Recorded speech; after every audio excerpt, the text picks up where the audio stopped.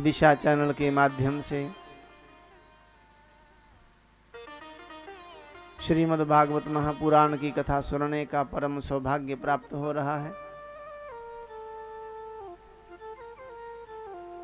हम सब लोग बड़े भाग्यवान हैं जो अपने मानव जीवन को सफल करने के लिए सर्वश्रेष्ठ साधन, सर्वोत्तम साधन को प्राप्त कर वास्तविक लाभ के अधिकारी हो रहे हैं। जब प्रभु कृपा करें तो सत्संग उपलब्ध होता है। भगवान की कृपा के बिना सत्संग की प्राप्ति नहीं हो सकती।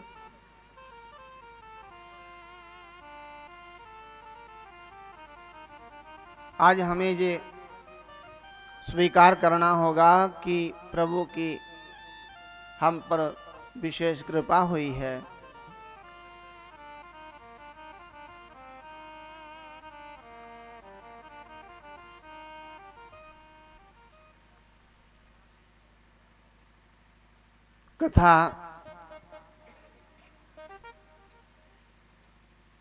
कथा ऐसी सर्वश्रेष्ठ विधा है कि इसके द्वारा मानव अपने जीवन की समस्त व्यथा का शमन कर सकता है। उसकी व्यथाएं मिट सकती हैं, मिटती हैं।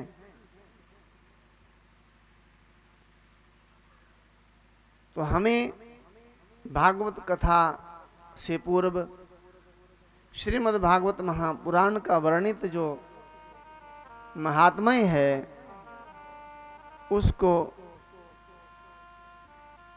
श्रवण करना हो, ऐसा नियम है। भगवन्तं नमस्कृत्य श्रीकृष्णं परमेश्वरं भागवत सुबोधाय ग्रंथम कुर्वे सुबोधकम। प्रत्येक कथा वक्ता कथा से पूर्व कथा का महात्म्य सुनाता है। क्यों? क्योंकि श्रोताओं के भीतर सोई हुई श्रद्धा जागृत हो जाए। जैसे लकड़ियों में काष्ठ में आग होती है, किंतु जब तक उसका घर्षण अथवा मंथन ना हो, उस काष्ठ को, लकड़ियों को चेताया ना जाए, तब तक लकड़ियों से अग्नि दर्शन नहीं हो सकता। वैसे ही भगवान श्रद्धाहीन पुरुष से दूर ही रहते हैं। कथा का महात्म्य सुनने से श्रद्धा उत्पन्न होती है। जब तक महात्म्य ही ना सुना जाए तब तक श्रद्धा हो नहीं सकती। गीता जी में कहा है, श्रद्धावान लभते ज्ञानम। श्रद्धावान पुरुष ही ज्ञान प्राप्त करता है। ऋते है ज्ञानन मुक्ति। ज्ञान रिक्त व्यक्ति को मुक्ति कहां? मुक्ति नहीं हो सकती। ज्ञानादैव ही कैवल्यम। तत्व ज्ञान के बिना मोक्ष संभव ही नहीं है। तो हमें कथा श्रवण करनी है तो उसके लिए श्रद्धा की आवश्यकता अत्यंत अत्यंत आवश्यक है। तो श्रद्धा को ही प्राप्त करने के लिए श्रीमद् भागवत कथा में वर्णित महात्म्य श्रवण करना होगा। तो आइए हम सब लोग भी कथा का महात्म्य श्रवण करते हैं। ओम सच्चिदानंद रूपाय विश्वोत्पत्त्यादि हेतवे तापत्रय विनाशाय श्री कृष्णाय भयं नमः। जो भगवान सत्य चित्त आनंद स्वरूप हैं, अर्थात जो मानव अपने चित्त को सत्य में परिवृत्त करता है, वे आनंद स्वरूप हो जाता है।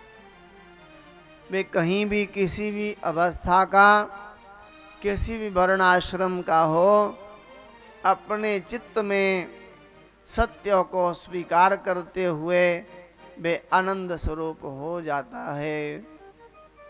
सत्य चित्त आनंद स्वरूप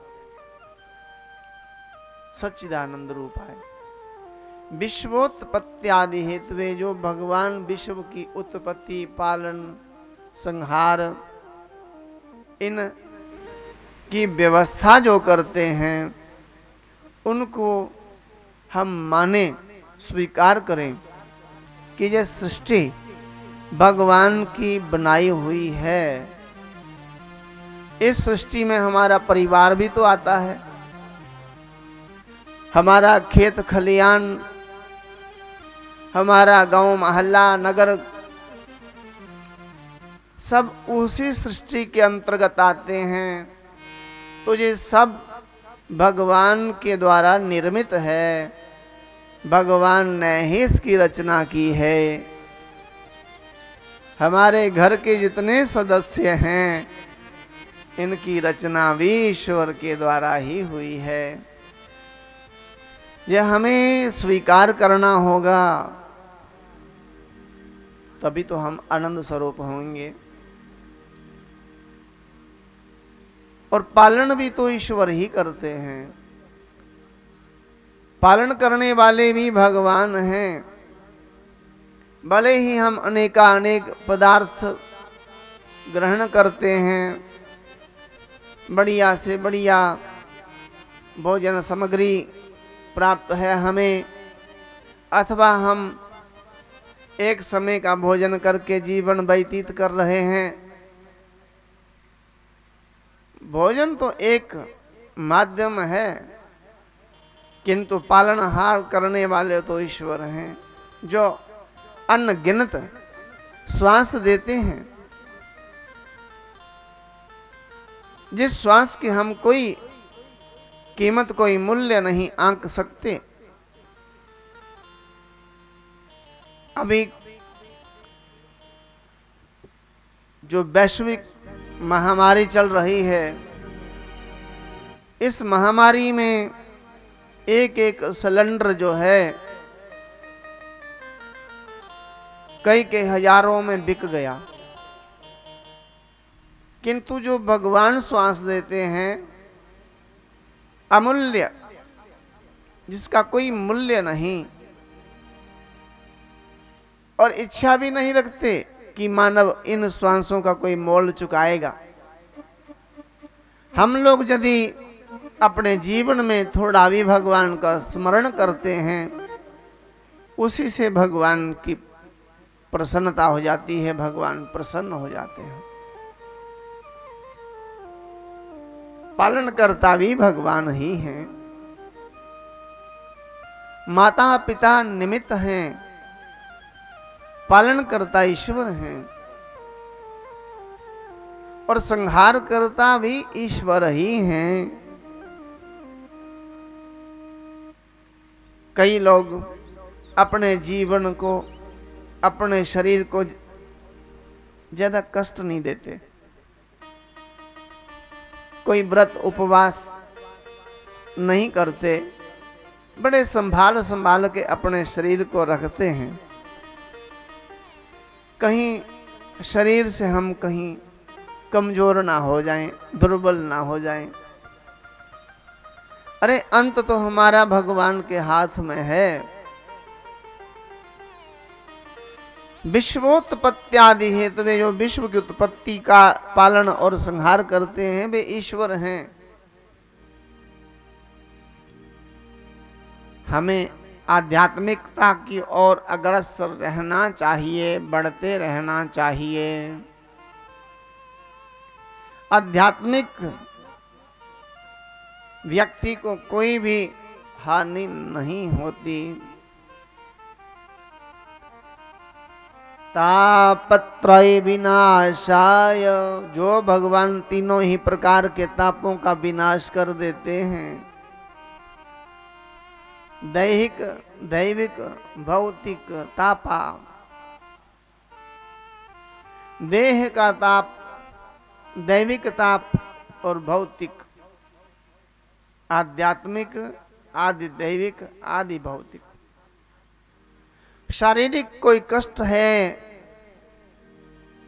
तो ईश्वर चिंतन करने वाले को वे कष्ट, पीड़ा नहीं पहुंचाएगा।